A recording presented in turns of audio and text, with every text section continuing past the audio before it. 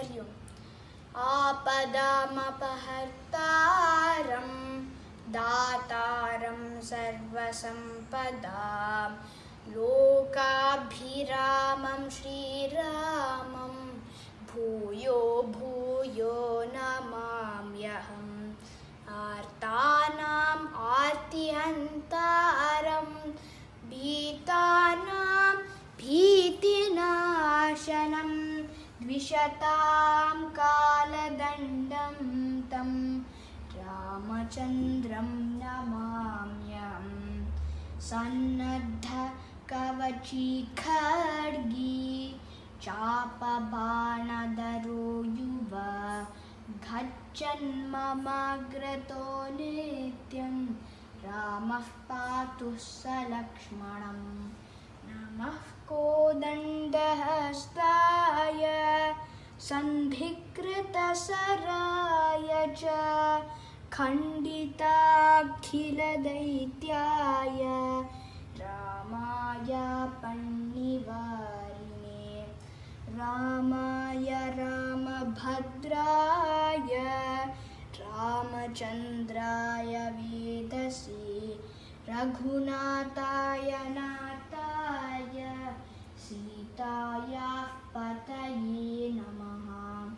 अग्रतः पृष्ठतश्चैव पार्श्वतश्च महाबलौ आकर्णपूर्णधन्वानौ रक्षेतां रामलक्ष्मणौ। रक्षेतां रामलक्ष्मणौ रक्षेतां रामलक्ष्मणौ। Thank you.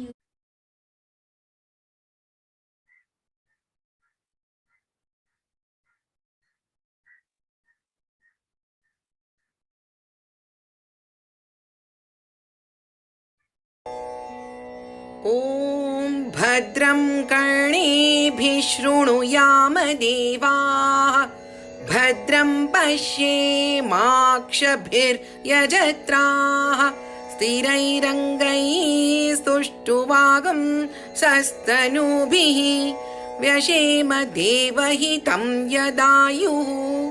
स्वस्ति न इन्द्रो वृद्धश्रवाः स्वस्ति नः पूषा विश्ववेदाः स्वस्ति नस्तार्क्ष्यो अरिष्टनेमिः स्वस्ति नो बृहस्पतिर्दधातु। ॐ शान्तिः शान्तिः शान्तिः। मनो हि द्विविधं प्रोक्तं शुद्धं चाशुद्धमेव च। अशुद्धं कामसङ्कल्पं शुद्धं कामविवर्जितम्। मन एव मनुष्याणां कारणं बन्धमोक्षयोः। बन्धाय विषयासक्तं मुक्तं निर्विषयं स्मृतम्। यतो निर्विषयस्यास्य मनसो मुक्तिरिष्यते। अतो निर्विषयं नित्यं मनः कार्यं मुमुक्षुणा।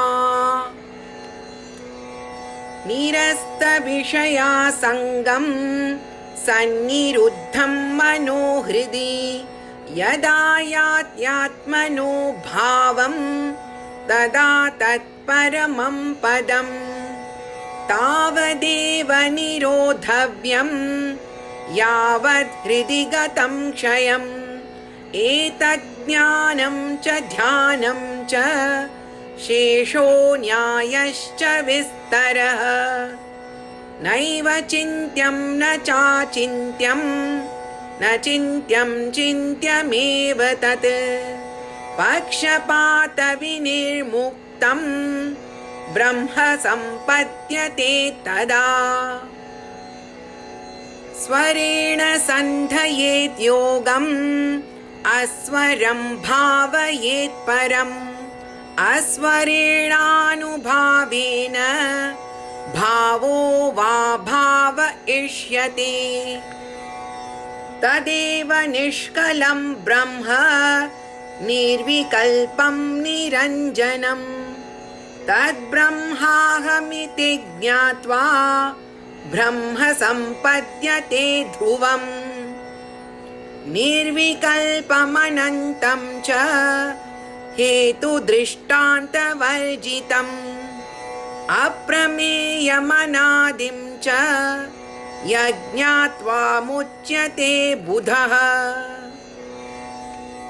न निरोधो न चोत्पत्तिः न बद्धो न च साधकः न मुमुक्षुर्न वै मुक्तः इत्येषा परमार्थता एक एवात्मा मन्तव्यो जाग्रत् स्वप्न सुषुप्तिषु स्थानत्रयव्यतीतस्य पुनर्जन्म न विद्यते एक एव हि भूतात्मा भूते भूते व्यवस्थितः एकधा बहुधा चैव दृश्यते जलचन्द्रवत् घटसंवृतमाकाशं नीयमाने घटे यथा घटो नीयेतनाकाशः तथा जीवो नभोपमः घटवत् विविधाकारं भिद्यमानं पुनः पुनः तद्भग्नं न च जानाति स जानाति च नित्यशः शब्दमायावृतो नैव तमसा याति पुष्करे भिन्ने तमसि चैकत्वम् एक एवानुपश्यति शब्दाक्षरं परं ब्रह्म तस्मिन् क्षीणे यदक्षरम् तद्विद्वानक्षरं ध्यायेत् यदिच्छेच्छान्तिमात्मनः द्वे विद्ये वेदितव्ये तु शब्दब्रह्म परं च यत् शब्दब्रह्मणि निष्णान्तः परं ब्रह्माधिगच्छति ग्रन्थमभ्यस्य मेधावी ज्ञानविज्ञानतत्परः पलालमिव धान्यार्थी त्यजेत् ग्रन्थमशेषतः गवामनेकवर्णानां क्षीरस्याप्येकवर्णता क्षीरवत् पश्यते ज्ञानं लिङ्गिनस्तु गवां यथा घृतमिव पयसि निगूढं भूते भूते वसति विज्ञानं सततं मन्थयितव्यं मनसा मन्थानुभूतेन ज्ञाननेत्रं समादाय उद्धरेत् वह्निवत् परं निष्कलं निश्चलं शान्तं तद्ब्रह्माहमिति स्मृतम् सर्वभूताधिवासं यत् भूतेषु च वसत्यपि सर्वानुग्राहकत्वेन तदस्म्यहं वासुदेवः तदस्म्यहं वासुदेव इति।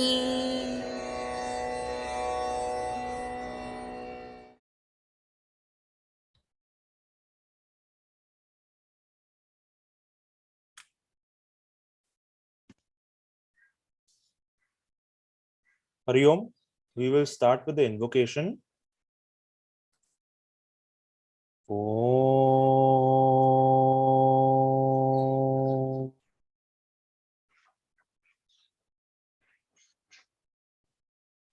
Om.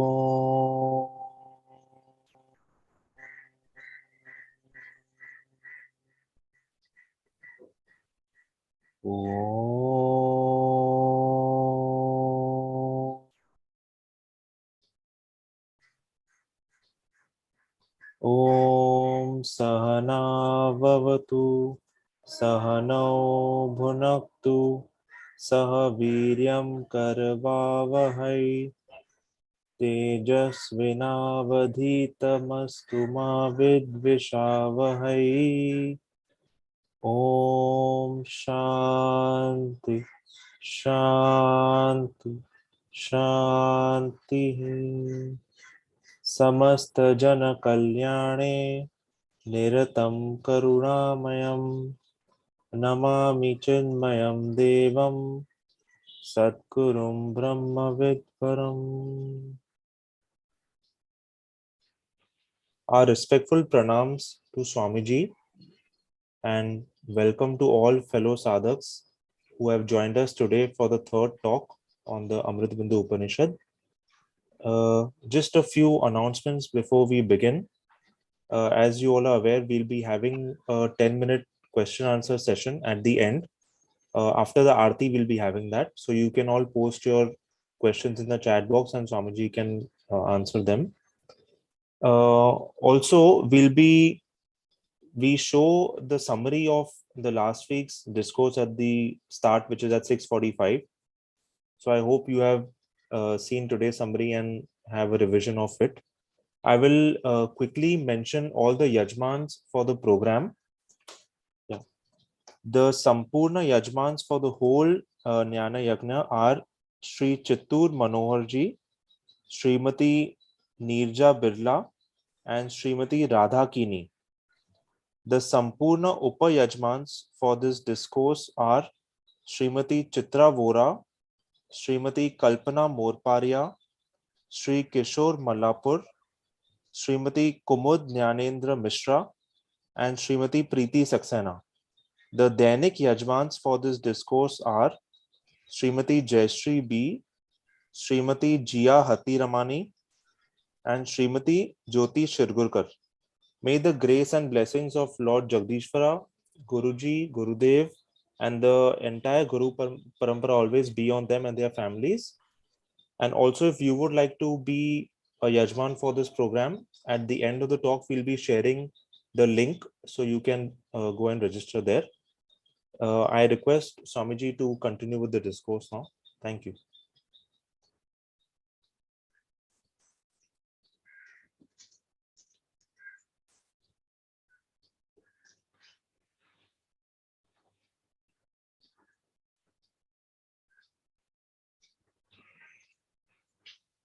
ॐ भद्रं कर्णेभिः शृणुयाम देवाः भद्रं पश्येमाक्षभिर्यजत्राः स्थिरैरङ्गैस्तुष्टुवागुंसस्तनूभिः व्यशेम देवहितं यदायुः स्वस्ति न इन्द्रो वृद्धश्रवाः स्वस्ति नः पूषा विश्ववेदाः स्वस्ति नस्तार्क्ष्यो अरिष्टनेमिः स्वस्ति no बृहस्पतिर्दधातु Om Shanti Shanti Shanti.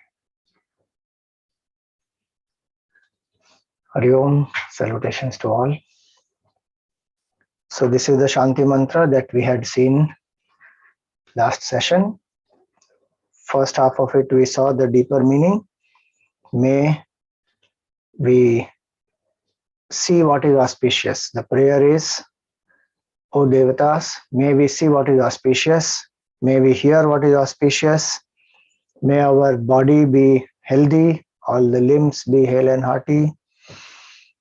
And may we live this life as per what is our prarabdha karma. May we live this life happily, healthily, and with love, with detachment, with fearlessness, so that when the time comes to drop, there is no regret that I did not do some things that I wanted to do, and there is no holding on that no, I don't want to drop now. One leaves. Yashema devahitam yadayuhu. Now, swastina indro vriddhashravaha. Swasti, meaning auspiciousness. Su asti, meaning good happened to us. It is interesting. In Indonesia, they greet with Om Swasti, or they begin auspicious programs with Om Swasti. So here, Swastina Indro Vriddhashravaha.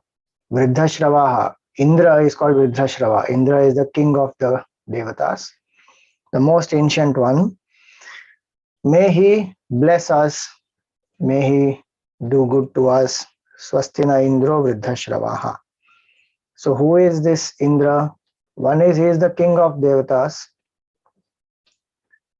He is also the god of rains. So externally speaking, we are saying that may there be good rains in the society, in the world, because so much of agriculture, etc., all depends on that. Even today, with all our science, technology, etc., we are still dependent on rain. And if rains don't come properly, there's drought, the economy goes through a lot of trouble, people go through challenges. So from the cosmic forces, the prayer is, O cosmic forces, O Devatas, please shower rains at the right time. In Ramayana, it's a very beautiful shloka which comes in Valmiki Ramayana. Many people think that, human beings did not know the scientific reasons behind this rain and thunder and lightning and all this. And so they created the concept of God because they couldn't explain how this is happening. So when science has all the reasons, all the answers, God will become redundant. In Valmiki Ramayana is a very beautiful shloka which says that the sky has, through the rays of the sun, dried up the waters from the ocean and held it in its womb for 9 months, from Kartik to Ashad. And now it brings forth the rains in the Varsha Ritu. Those rains are the juices, because 9 months the water has been held up as though. It's a poetic description. And that water is the source of all the juices in the whole on the whole earth. Very beautiful shloka it is. So it is not that human beings did not know the scientific explanation, so they created God. Maybe in other cultures, in other places, it may have been applicable. In Bharat, people knew the scientific reasons also, and they also know that this entire phenomenal world is governed by presiding deities. Consciousness alone pervades this whole world. So one still worships Indra.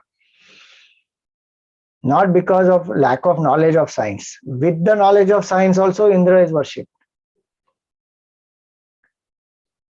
I will put the shloka on the group so you will know.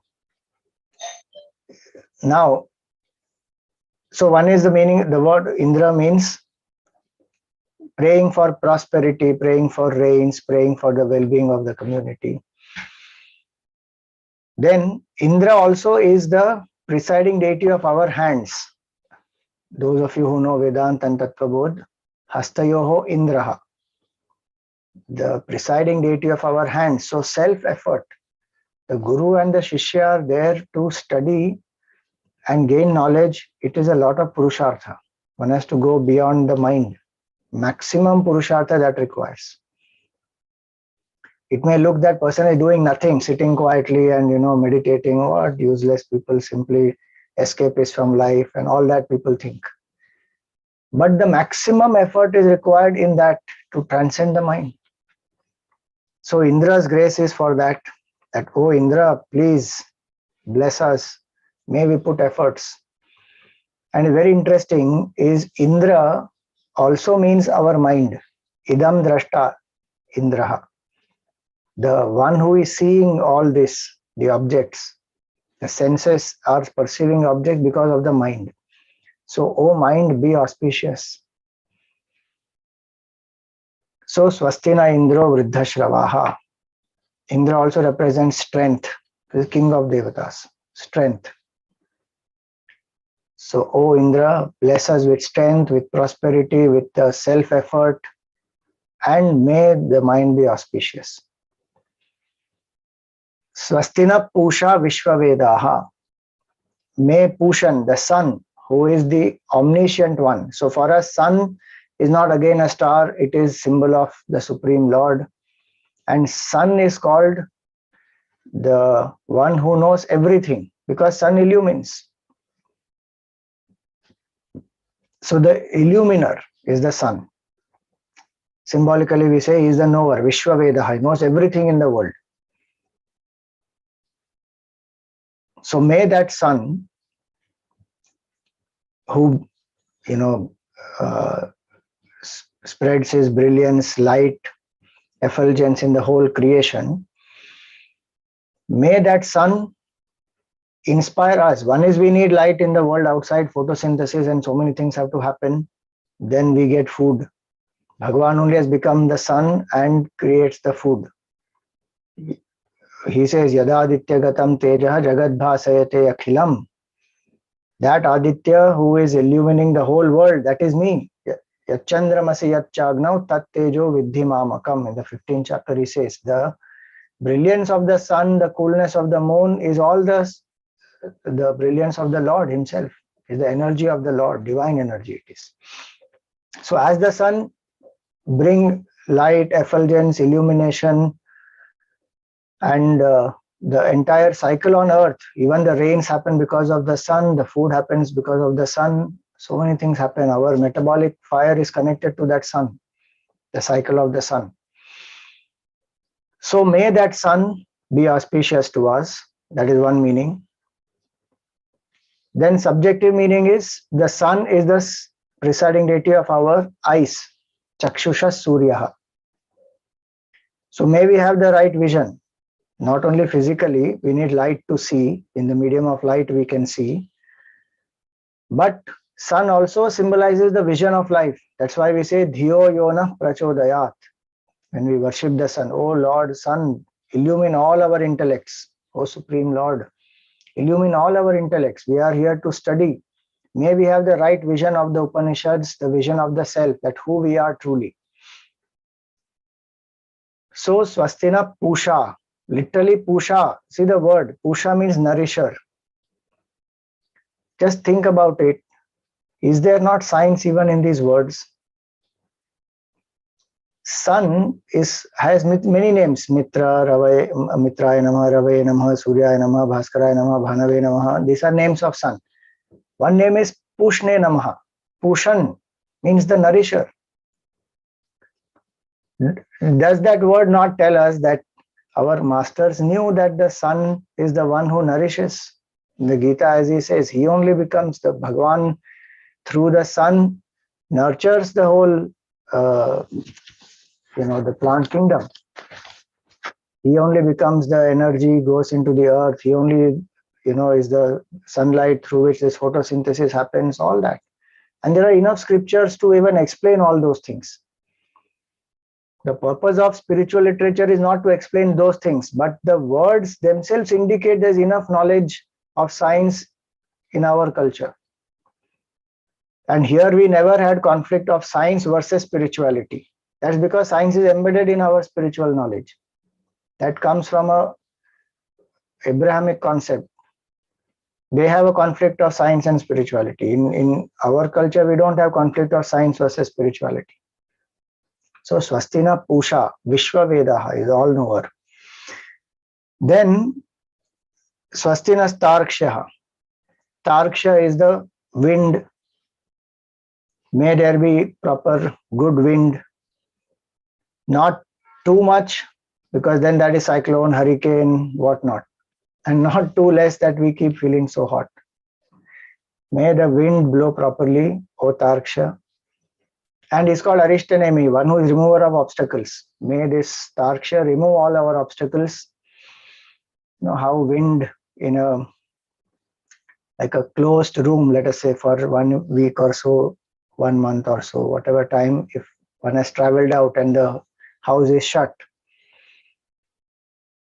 then it starts smelling. When one comes, immediately first one opens up the windows, ventilation, cross ventilation, all that has to happen. Then the smell goes. So wind is symbol of swiftness, movement. So may in this pursuit of knowledge, may we put our efforts, and wind also is symbol of, purification. So may our minds become purified through this knowledge. May we overcome obstacles swiftly. May we not give up. May we not become dejected. Swastinastarksho arishtanemihi. And it's very interesting. Tarksha also means Garudji. So Garudji is Vahan of Vishnu Bhagwan.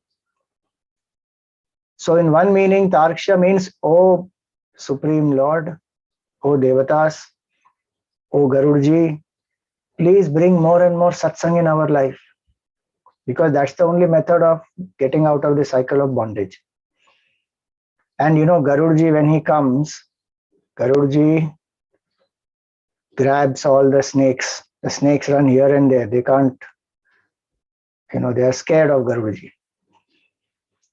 Same way, when the Garudji of satsang comes in our mind, so many snakes of negativities, etc., they start running here and there. Arishtanemihi. So Tarksha, Garudji, Arishtanemihi, one who destroys these obstacles, snakes. So bring more and more satsang. So may we have more and more satsang in our life.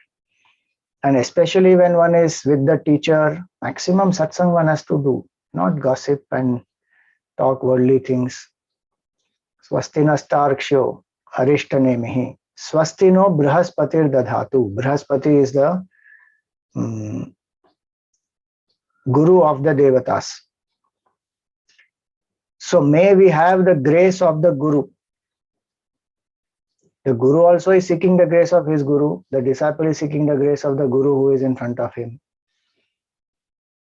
So may the grace of the Guru be there so that we also tune up, and our mind may have a lot of flaws, limitations, but the Guru's grace can help us to overcome all that, realize our true self. So these are various meanings of this beautiful Shanti mantra. If we say in a generic way, we can apply this even in the world to achieve success in any endeavor that we want. What are the things that we require? First, we require spiritual knowledge. Brihaspati symbolizes spiritual knowledge. Second, we require a goal and we require the swiftness to move towards that goal. So, Vayu Bhagwan represents that. Then we require the hard work. Indra represents that hard work. And we require also knowledge of the ways of the world. Surya Bhagwan symbolizes both spiritual knowledge and ways of the world. If we have these, we can overcome obstacles, we can achieve great success. So this mantra is meant actually for spiritual knowledge, but even one can apply for in the world also. On any occasion, one chants this mantra, invokes the grace. Now the mantra ends with Om Shanti, Shanti, Shanti. May there be peace from the cosmic forces, from the beings around, and from the subjective disturbances. Now this is the Shanti mantra. Now we will go into the Upanishad proper. So as we know, this is a minor Upanishad and one of the 5 Bindu Upanishads. Now let us see what is the first mantra here. Very famous one, many times people quote this. Mano hi dvividham proktam shuddham cha shuddhame cha ashuddham kama sankalpam shuddham kama vivarjitam. So mano hi dvividham proktam, the first line says, mind is of 2 types. Pure and impure. Shuddham cha ashuddham. Now, what is our impure mind? Ashuddham kama sankalpam. The impure mind is that which is filled with selfish desires and fanciful imaginations. Shuddham kama vivarjitam. The pure mind is that which is free from this selfishness and fanciful imagination. So that's the literal meaning of this mantra. Now, the word man means to think, manute, to think. And that is what makes us unique in this whole creation. What they say, even biologically, this frontal lobe is the most powerful, and that which distinguishes us from the rest of the creatures, because there is the capability to think, of self-awareness, and so through that we can consciously evolve. Just like our body, see, body is called gross body. This body is made up of 5 elements: space, air, fire, water, earth. It is visible, so it is called gross. It is tangible, one can see, hear, taste, smell, touch. But mind also is body, but it is subtle body. It is also made up of 5 elements, made up of 5 subtle elements. Those are pure 5 elements, each without mixing with the other, tanmatras. Mind is made up of the sattvic aspect of these 5 elements. So it's much more subtler, powerful than the body. That's why we say mind over matter. Because body is made up of the tamasic aspect of the 5 elements, which have gone through combination, the panchikarana process. Each element combines with the 4 others, and through that the body is made.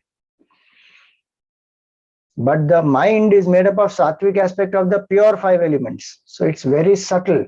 It's a very, very subtle, powerful equipment. The most powerful equipment on earth is the human mind.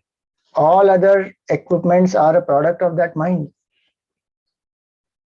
The greatest power on this earth is the thought power. There is no other power greater than that. Every other power, nuclear power, atomic power, whatever, thermal power, this power, that power, all is a result of thought. How many ever technological advancements we make, it is all based on this mind.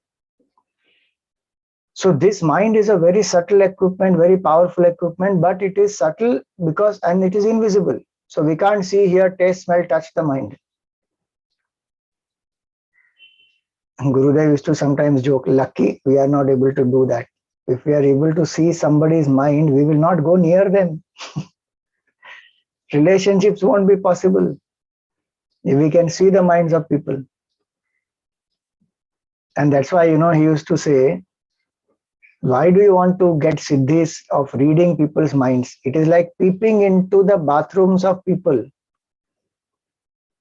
Why should one do that?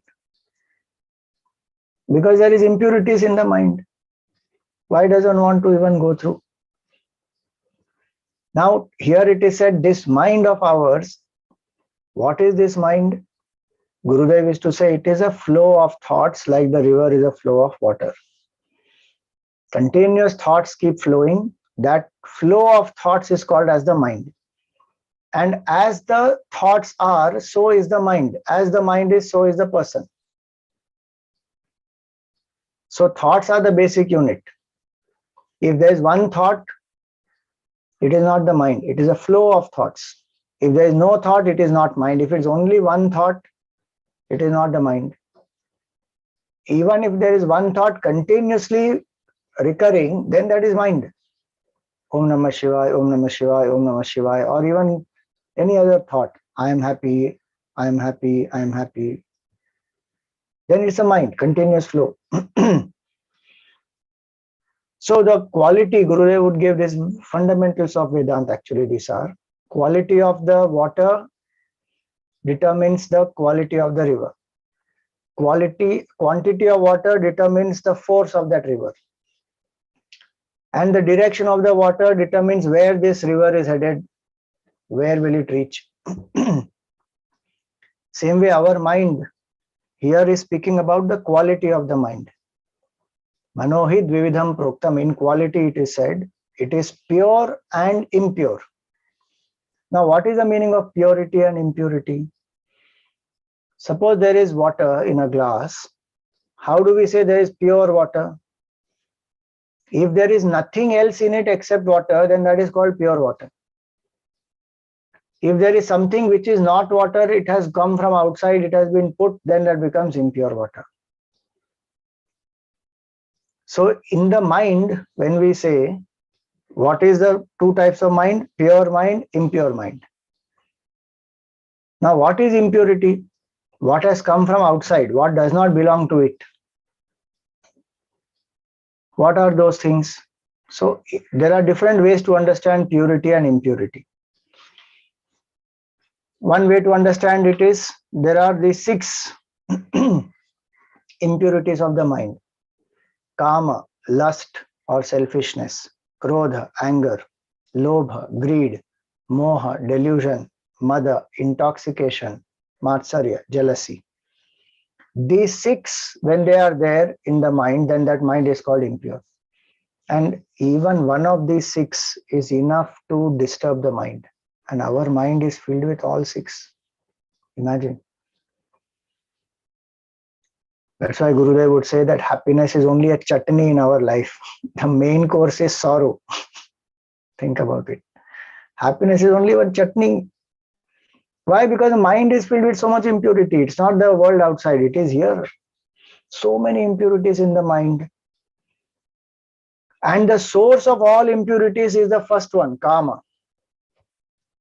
Kama, if it is fulfilled, it will give rise to lobha, it will give rise to moha, it will give rise to mada. Greed, delusion, intoxication. If it is not fulfilled, it will give rise to anger, krodha, and matsarya, jealousy. So the source is the first one, kama. That's why it is said, ashuddham kama sankalpam. Then what is purity? When the mind is free from these. So opposite qualities, selflessness, empathy, contentment, right knowledge, right thinking, then humility and admiration. These are 6 opposite. When the mind has these 6, then the impurities are not there. Now it is very interesting that because of our habit, we are thinking that the nature of the mind is impurity. But actually speaking, the nature of the mind is purity. Like we see the water, the impurity has got added from outside, and so that can be removed. Again, the water will become pure. What the water purifiers and all the other equipment they do, they remove the impurity. Desalination plants and all that, they will remove the impurity. The water again becomes pure, because that's the nature of water. Because of continuous identification with the impurities, we think our mind is impure by nature. It is not impure by nature. Oh no, Swamiji, how are you saying it is not impure by nature? See, whatever is the nature of that thing, one cannot remove. Like we cannot make fire free from heat and light, because nature of fire is heat and light. Same way, whatever is the nature of the mind, that cannot be removed. If the impurity was the nature of the mind, one could never be free from it. But every day we become free from it. When we go to sleep, we happily leave all. However impure the mind of the person may be, when that person goes to sleep, at least temporary, one has left all that or not. 1. 2, through sadhana itself we are able to do. Someone who was very, very angry earlier, now one comes to do this sadhana, understands what is attachment, learns to reduce attachment, and makes the mind more surrendered, more accepting. Now the anger level comes down. That means anger is not the nature of the mind. because without it, the mind won't live. And is it not true that we want to get rid of these? We crave for peace. That shows peace is our nature. Anything that goes out of its nature, it will come back to its own nature.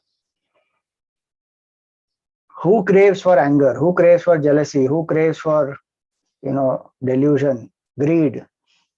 Even if we think greed is good and greed is necessary for progress, at the end of the day, we still want, thank God I achieved what I had to achieve. I feel content. I feel happy.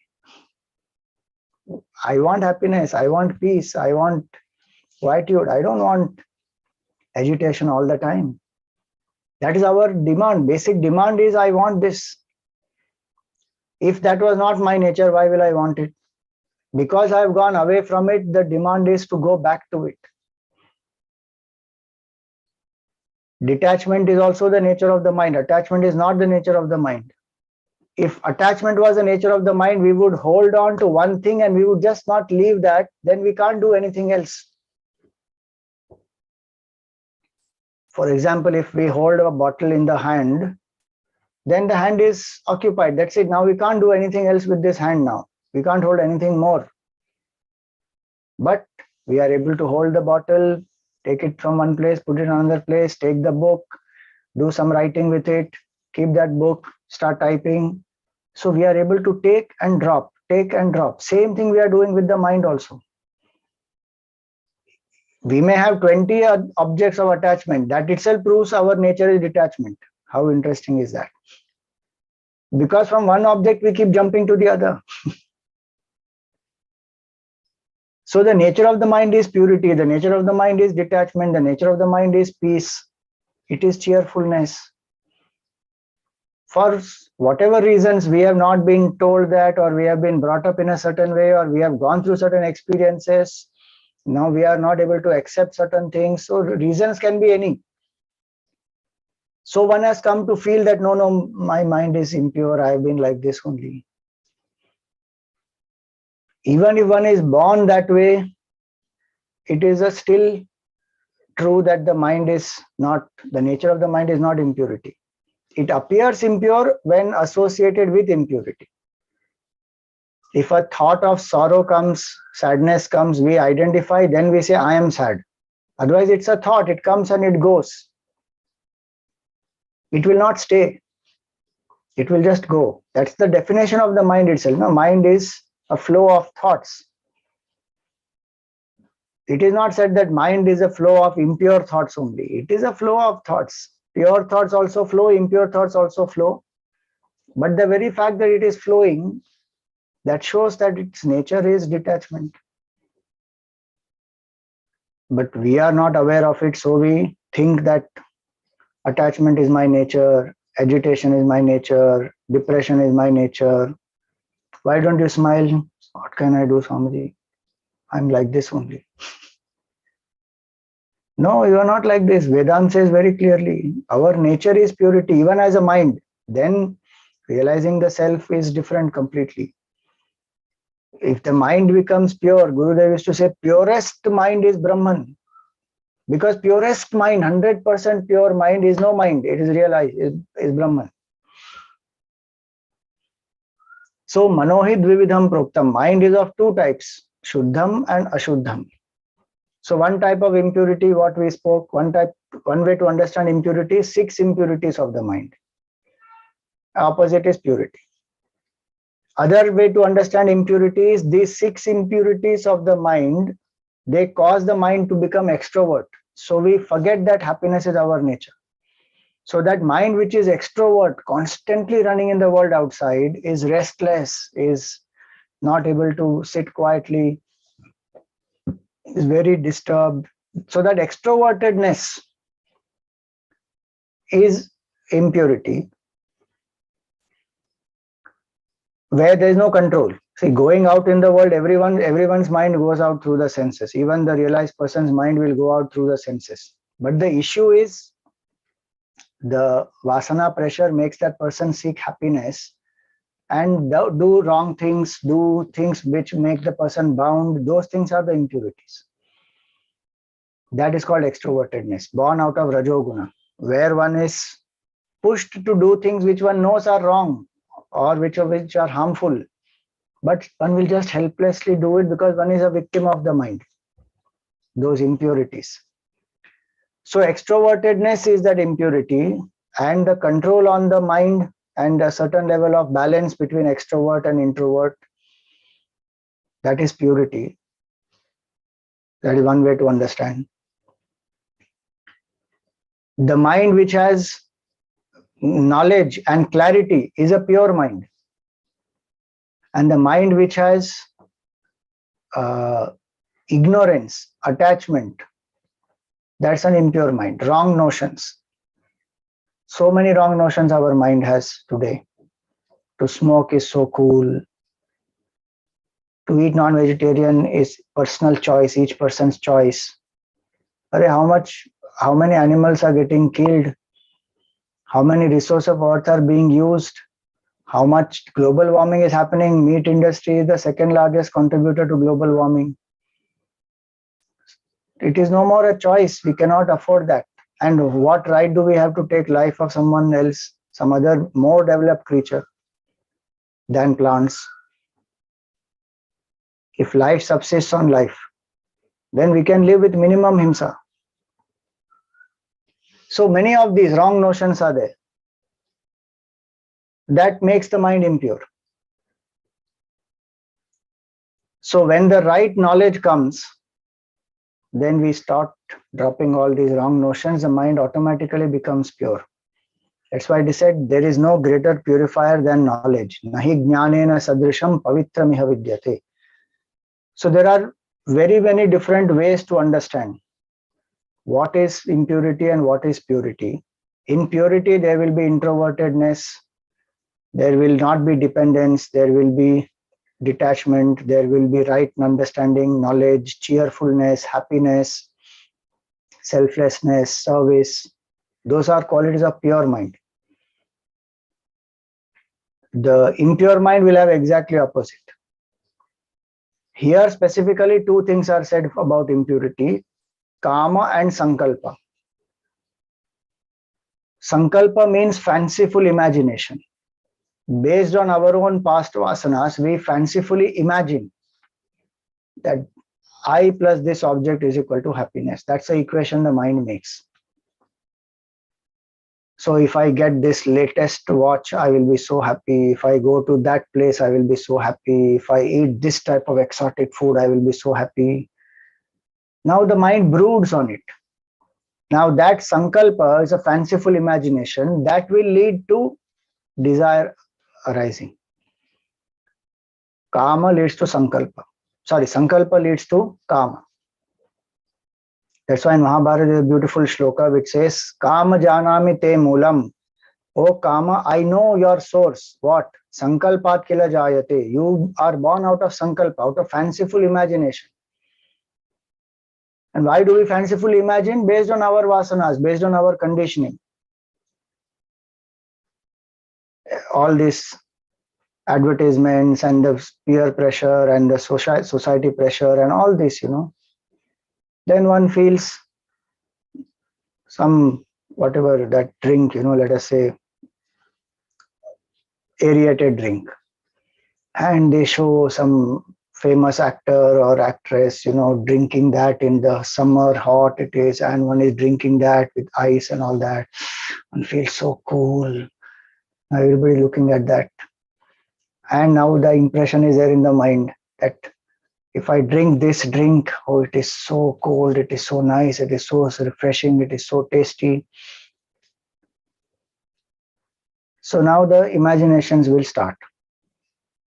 Somebody tells us something, have you been to such and such place? Oh, what a lovely place, you must go there, it is amazing. We had such a great time, we did this, we did that. Now that information has gone. Now COVID, one has not traveled, let us say, for some time. Now one wants to travel. Now what will happen? The mind will start imagining, oh, this place, such and such person was telling me, let us go there. We will also enjoy. We will do this, we will do that, and I will do more. And we will come back and tell this person that I did much more. Did you do all this? I did this also there. Now imagination. Once that mind starts brooding, it will give rise to desire, and the desire will catch force, kama. Then the other 6 will happen. Not all 6, but whatever, the other vikaras, they will start. So, kama janami te moolam sankalpat kila jayate. That, oh kama, I know you come from sankalpa. Natvam sankalpayishyami sachamena bhavishyati. So I will not engage in this sankalpa. Then kama will not rise. Asankalpat jayet kamam. Krodham kama vivarjanat. It comes in Bhagavatam. That win kama by not entertaining fanciful imagination. Live in the here and now. And maximum enjoyment is in here and now, actually speaking, not in fanciful imagination. Don't we see so many people who plan so much and they go for vacation? I mean, they plan for this vacation and then they go and they have thought so many things, but when they land up there, something else only is happening and they're not enjoying it, and they're no, it's not what I really thought it to be. It is overhyped and this and that. If you had gone as it is without imagining so much to experience it for what it is, then you would have enjoyed more. So even if I want to enjoy more, it is better not to entertain sankalpa. Here we are talking about realizing Brahman. That mind which has seen enough in the world, why will it want to entertain sankalpa? Does anybody in their right senses who has grown out from, who was an adult, ever sit and brood, oh, teddy bear, what a lovely teddy bear. I am playing with this teddy bear, and when I have it, it will be so nice. I will feel so good about it, and I will tell somebody, no, you don't have a teddy bear, I have this teddy bear. Nobody in their senses will ever have sankalpa of teddy bear. There is no question of desire rising for that teddy bear. But Swamiji, that example is very easy. Children, those toys of childhood we don't imagine right now, but we imagine other toys, other things in the world. That is what has happened. We have only replaced those toys of childhood with other objects. The tendency to be, brooding and imagining, that has not gone. If I have seen enough in the world, what is there to brood about honestly if you think about it? That is called Vairagya. Vivek and then Vairagya. Because whatever I will get will be only momentary.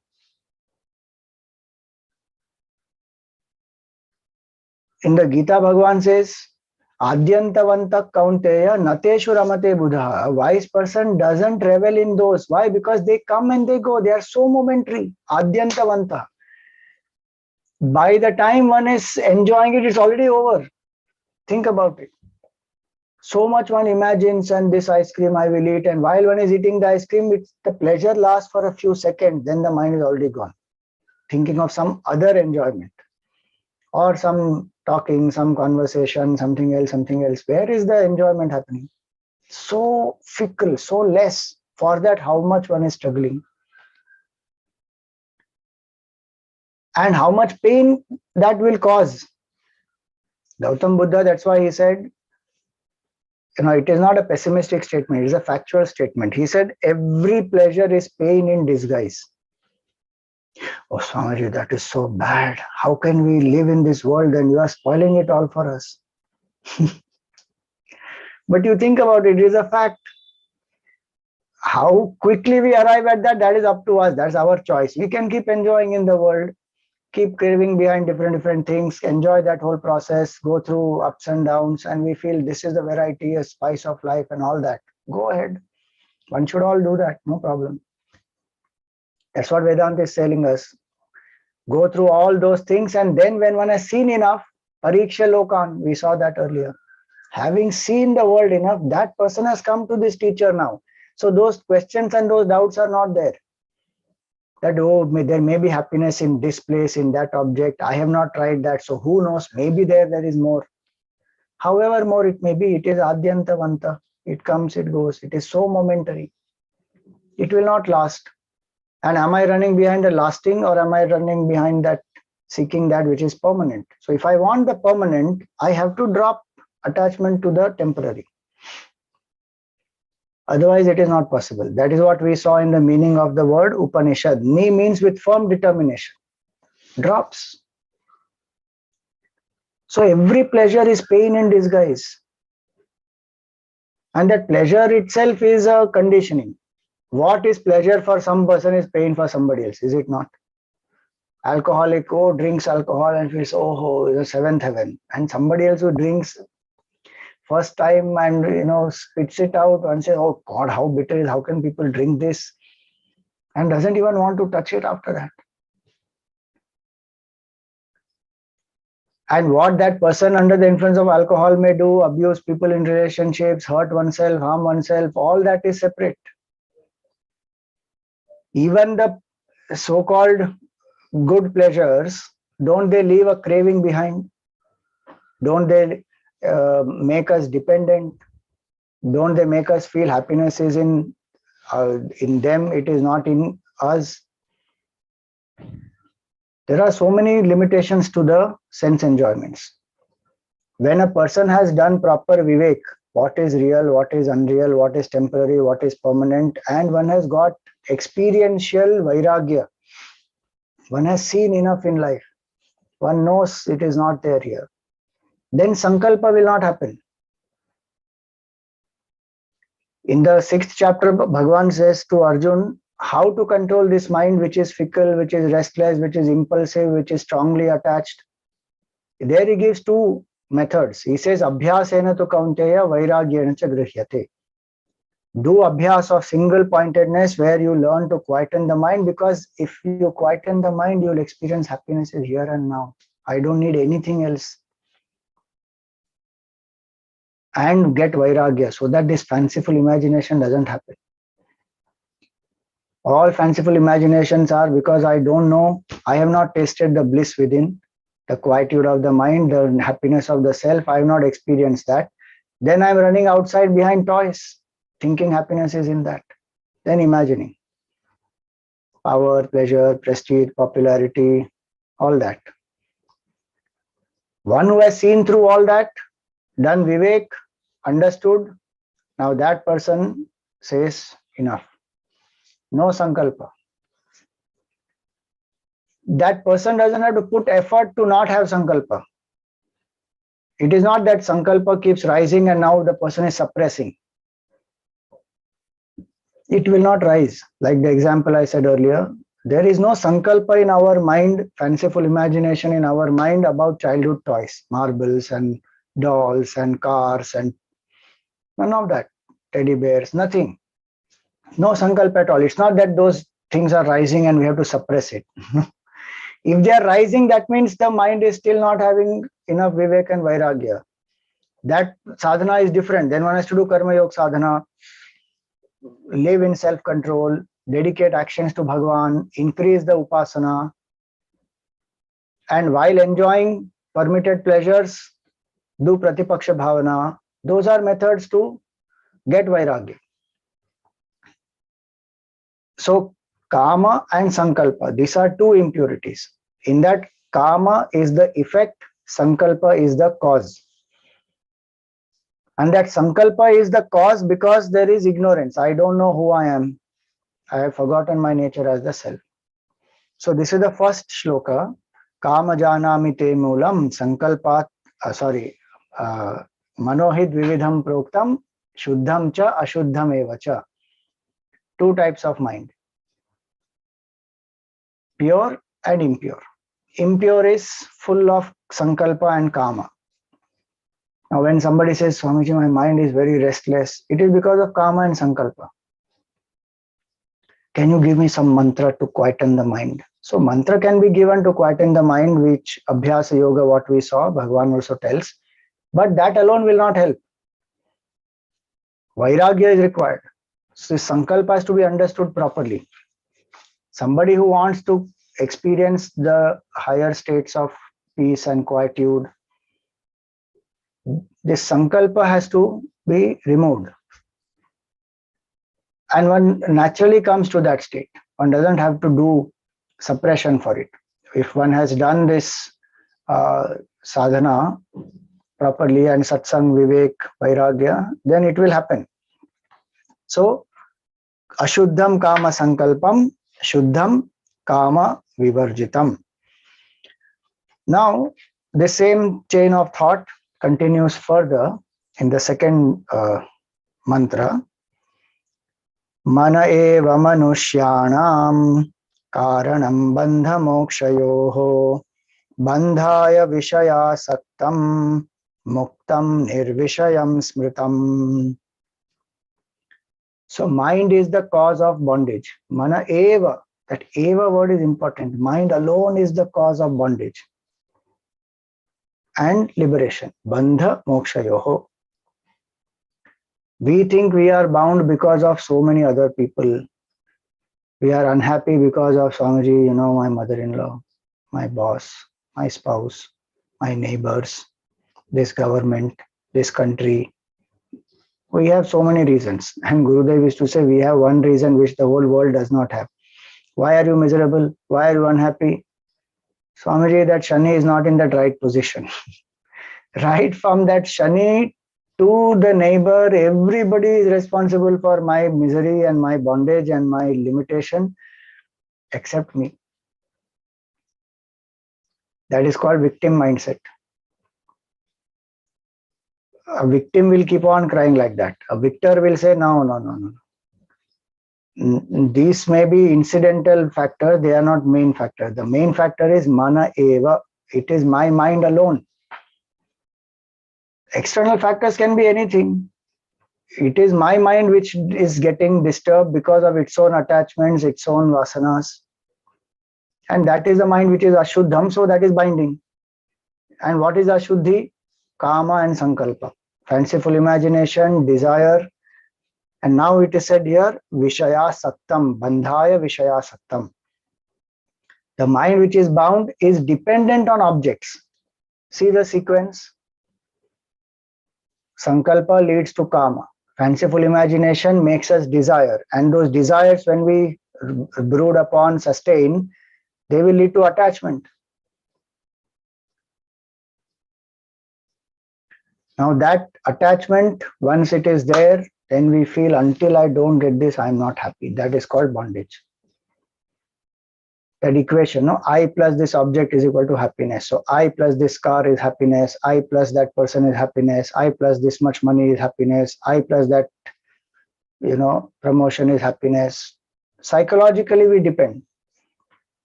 By itself, wanting any of this is not a problem. But psychologically, we depend on these for our happiness. So Vedanta says, just remove that dependency. You don't have to remove the object. That for some time, if you have to remove the object to get detachment, that's a different thing. But just by removing the object, it is not necessary attachment will go. There are other things to be done to remove, that we will see. What is Vedanta saying? I plus object is equal to attachment. In that, if you remove dependency on the object, I is equal to happiness. So, bandhaya vishaya sattah, that mind which is dependent on the objects is bound. Muktam nirvishayam smritam. That same mind which is freed from all objects and attachments to it is free.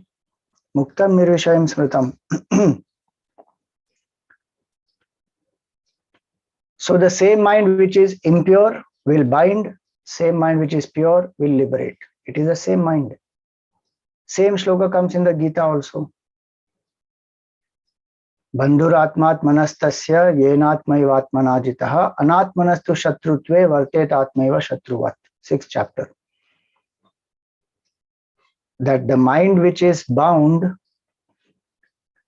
that mind has no control on itself. That uncontrolled mind leads to bondage. Mind, when it gets controlled, it leads to liberation. So mind is the best friend, mind is the worst enemy. How strange it is. In the world, either somebody is my best friend or somebody is my worst enemy. And sometimes that best friend can cheat and become my worst enemy. That is what is happening to us. We have nowadays what people say, BFF, best friend forever. That BFF can immediately become WFF, worst friend forever. Because that BFF knows all secrets. If that BFF turns against, finished. You become worst friend forever. And today, what all people do, pathetic things they are. Immediately they go and put up on social media so many things. Make it public, and that person goes through hell after that. So this mind of ours is like that. That mind which is the best friend is the mind which is free from these attachments, desires, dependencies. It leads to liberation, sattvic mind. And the mind which is bound to objects, has dependencies, has selfish desires, fanciful imagination. Now that will pull the person down more and more and more. So the same mind can lead to bondage. Now, what is the meaning of bondage? Like we saw in the first class, many times we don't even know we are bound. Then where's the question of the desire for liberation and then feeling the pain of bondage, wanting to get free from that? Where is all that happening? Because one doesn't even feel that I am bound. One feels I am free bird. I do what I feel like doing. So what is bondage? That which limits us, inhibits us, which makes us constricted in our potential, in our true nature, which makes us go away from our true nature. All that is bondage. And this impure mind makes us do that. An impure mind by itself doesn't realize its own potential, and that impure mind then does not have capacity to know the true self. So both ways it is binding. One is that when I have an impure mind, then the mind is filled with selfishness, agitation, attachment, anxiety, stress, worry, tension, depression, so many of these. That will not allow my mental potential also to come out. Each one of us has so much of potential. We can do so much for ourselves, for the world. But these thoughts, they pull us down. And we give power to them because of our own ignorance. So we allow that. So negative thoughts, today I was seeing one video, very nice analogy they gave. The phenomenon of ant, A-N-T. So what happens is, even if there is one small piece of, let us say, a breadcrumb which has fallen, now the ant will somehow find it. And when it finds it, it will leave, as it is going, it will leave pheromones, which will attract other ants. And slowly, in some time, so many ants will be there, and that whole piece of that breadcrumb, they will carry it. So A-N-T means any negative thought. Any negative thought is like an ant. One negative thought, it comes, it starts leaving its effect, and it will attract so many negative thoughts. So it has to be found immediately. It has to be handled immediately. So this impure mind is like that. It will bind us. And it doesn't allow the potential to manifest, even of the mind's potential. Like I said in the beginning, mind is the most powerful equipment, but how many people use that power? And today, with so much of technology and comfort, so our mind power is going down and down and down.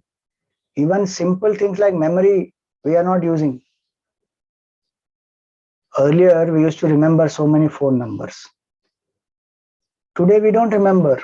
Why? Because it's all readily available in the contact list. Earlier, we had to dial. So we used to remember so many names. We used to have address book. We used to write in that. And now who will keep referring to address book every time? So memorize. So many numbers we had remembered. Today, we don't remember. Now, if for some reason we lose the phone, suddenly one feels lost because numbers only we don't remember. Now, whom to call because I don't remember the numbers. Memory power we are losing. Analytical powers we are losing. How much perverted logic is coming, and people without understanding are doing so many things. Whether it is appropriate logic, perverted logic, no idea. What is truth? What is a rumor? That also one doesn't know. So the mind power is continuously getting lower and lower because we are not using our thinking, analysis, decision making, memory.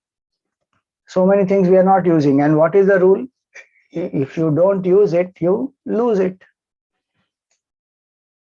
So this mind of ours, it doesn't manifest its potential. Impurities make this mind like that. So on one hand, we are not using the power of the mind. On the other hand, one is developing more and more dependencies. Why do we see so much of rise in the mental health challenges, etc.?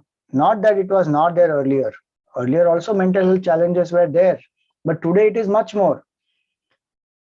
Because we allow so many things to control our mind. The inner potential of the mind one is not manifesting. The discipline, the self-control, concentration, so many things one is not trained in, one doesn't know. And then there is peer pressure, competition, prestige issue, image issue, so many things which come together. Now that person is going through mental health challenges. So here it is, Bhagavan says, the mantra says here that what is bondage? We have to realize this dependency is bondage. How many times we justify that bondage? Oh, it is natural. After all, I'm a human being. That's what makes me human. The 6 impurities, people justify. If I don't have lust and greed and anger, and what use it is? That is what makes me human. That is what makes me who I am. But that is limiting the potential. Please understand that. That is what Vedanta is saying. As a human, you can do so much more. That is who you are with the positive mind. If we learn to control our desires, sublimate them, rise above them, so much power we can manifest. Channelize them well, we can manifest so much power. And here we will then be able to manifest the highest, the self. So bandhaya vishaya saktaha muktam nirvishayam smritam. More of this we will take up in our next class. For today we will stop here.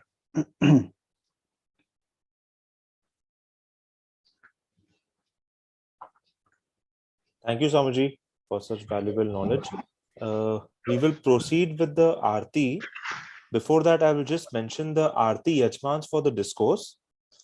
The Aarti Yajmans for this discourse are Srimati Geeta Amod Bal and Sri Dilip Kumar Singh. So may Gurudev's blessings always be with them.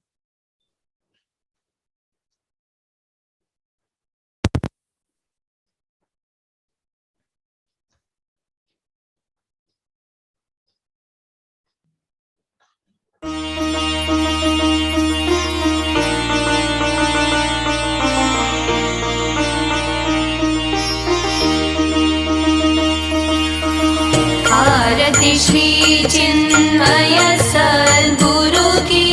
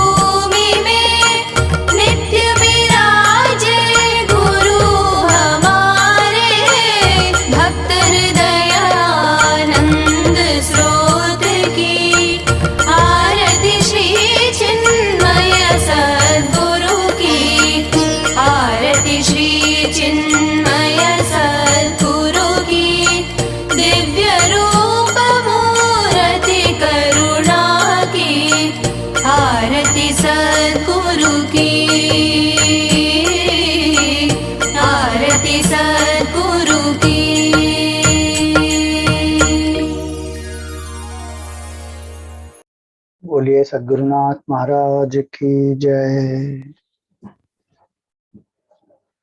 If anyone has any questions, kindly raise your hand so we can unmute you, or you can type it in the chat box.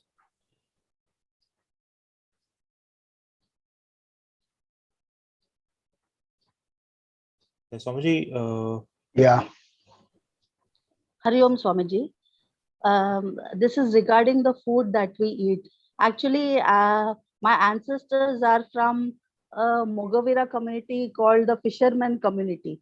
So my whole upbringing is with the, seafood and all that.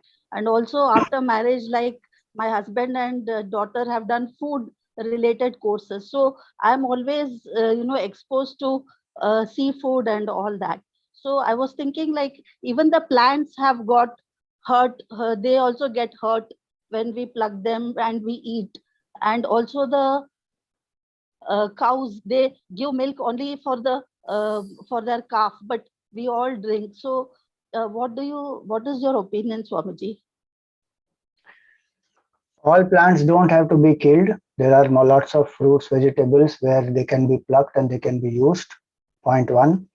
Point two, even if some of the plants have to be destroyed, they are lesser in their sensory capabilities to feel pain than the animals. So that's why I said between two living beings, the one who is lesser capable to experience pain should be our choice, not some creature who is more sensorily capable.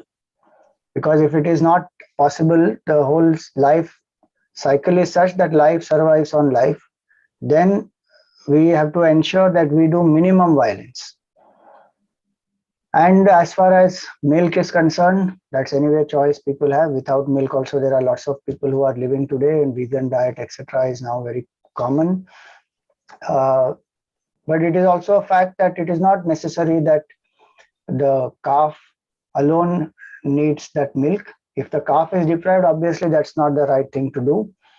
But if you ask a lot of the people who raise cows, they will tell you that the milk that is produced by the cow is not is so much that it is not that calf will drink all the milk.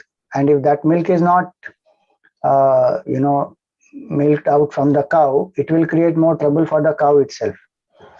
So obviously the calf should not be deprived, but otherwise once the calf has taken the milk, then extra milk can always be used by everyone.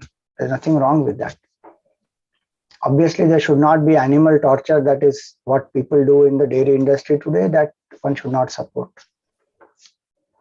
And as far as upbringing is concerned, there is always possibility that when we know certain things, we have become well informed, we are well aware, we can change. That is the glory of the human being, that one can change one's habits. It may appear difficult, but if one is convinced, then slowly one can bring about a change. okay. Swamiji, Parul Desai has a question that my mind has lots of overlapping thoughts. How do I control it? So, overlapping thoughts, there may be many thoughts because one is anxious to achieve something. One has to learn to quieten down, relax, and also be clear about the process and have the confidence that I can achieve. Then the mind will have regular thoughts, regulated thoughts. If one doesn't know how to achieve it, if one doesn't feel confident, if one has no clarity about the goal, and one is having too many things to achieve in less time, then it is all going to ensure that there is lots of overlap of thoughts. If that's what you mean by overlap of thoughts, is too many thoughts.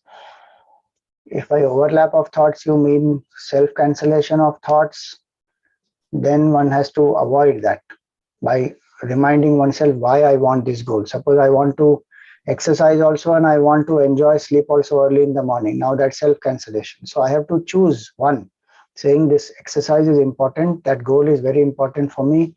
Why this goal is important for me? The more I remind myself, the more I will have the ability to let go of the attachment to sleep. and then one focuses. So then self-cancellation will not happen. And then as you enjoy the process, then that struggle will become less. One will spontaneously get up, go for the exercise, benefit from it, feel good about it. All that would happen. One method, other method to control the quantity of thoughts is to regularly practice two things, doing one thing at a time with full attention. If I do one thing at a time with full attention, the mind doesn't wander. If it wanders, I bring it back to the work. That's a training of the mind. And the other method is to practice mantra japa or any other method of quietening the mind. So focus on the breathing, chant a mantra. Those methods are there by which slow and steady practice, when one does, the thoughts will quieten down, the quantity will reduce, and one gets more conscious control on the thoughts. Okay, Swami. Thank you.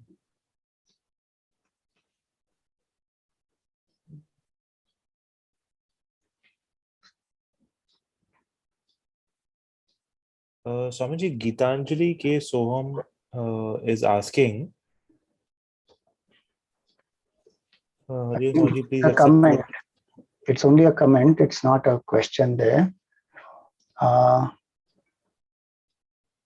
Okay, Prakash Badlani is asking, Yeah, attachment starts from the day we are born, attachment to mother, then toys, games, friends, etc. It's only when we realize at later stage that attachment brings misery, then we go for detachment to get peace. correct. That is true.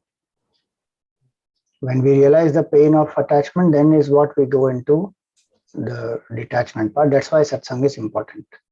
Okay. Meghna Shastri is asking, Namaskar Swamiji, how to not entertain sankalpa? So as I said, two methods for not entertaining sankalpa. One is when one has enough vairagya in life, one has seen enough, and one has experienced the finite nature of the temporary pleasures and the painful aspect of it. And one knows that what I seek is permanent happiness, it will not come from here. So there is no point in fanciful imaginations. Like we know the toys of childhood don't give any real joy. At that point, they appear to give a lot of joy, and without the teddy bear, the child doesn't sleep. But now one has grown up, one knows that there are so many better ways. And that was just, to occupy the mind for that point in time in evolution. But that's not real. Same way, when one knows that this is unreal, this is illusory or temporary, then the sankalpa will not come. That deep vairagya is important, either that or learn to quieten the mind and experience the joy within through bhakti, through sadhana, through seva. The more I experience the joy within, the sankalpa will not come. Because when one is full, there is no desire, there is no sankalpa, no imagination. One feels so happy within. Sadhana will lead to that. All the sadhana, whether it is karma yoga sadhana, bhakti yoga sadhana, it will lead to that. When we will feel the joy inside, then sankalpa will not happen. So either develop bhakti or develop deep vairagya. Is egg vegetarian or non-vegetarian? Non-vegetarian, yes. It is non-vegetarian in that sense. What it also has life. Now, if somebody says no, there are methods to produce it artificially and all that, then please ask some dietitian to clarify all that. I am not an expert in that. But in general, one says egg is a non-vegetarian thing because there is a life developing inside that. So why kill it? Okay. Alpa Bitcha is asking, so is sankalpa fanciful imagination in English? It is also used in positive context to take a sankalpa or decide to do something for one's good. Yes, so sankalpa has both meanings. Sankalpa also means an auspicious resolve. Sankalpa also means willpower. And sankalpa also here means fanciful imagination. So in this context, in the mantra proper, sankalpa means fanciful imagination. It does not mean a good resolve or willpower in this context. Okay. Samyak kalpana is the etymological splitting of the word sankalpa in this context. It's a fanciful imagination. Samyak kalpana. I think that's only for today, Swamiji. These questions. All right. Thank you, everyone. Om Purnamada Purnamidam Purnat Purnamudachyate Purnasya Purnamadaya Purnameva Vashishyate. Om Shanti Shanti Shanti. Harihi Om Shri Gurubhyo Namaha. Harihi Om. Thank you, Swamiji. Thank you. Hari Om.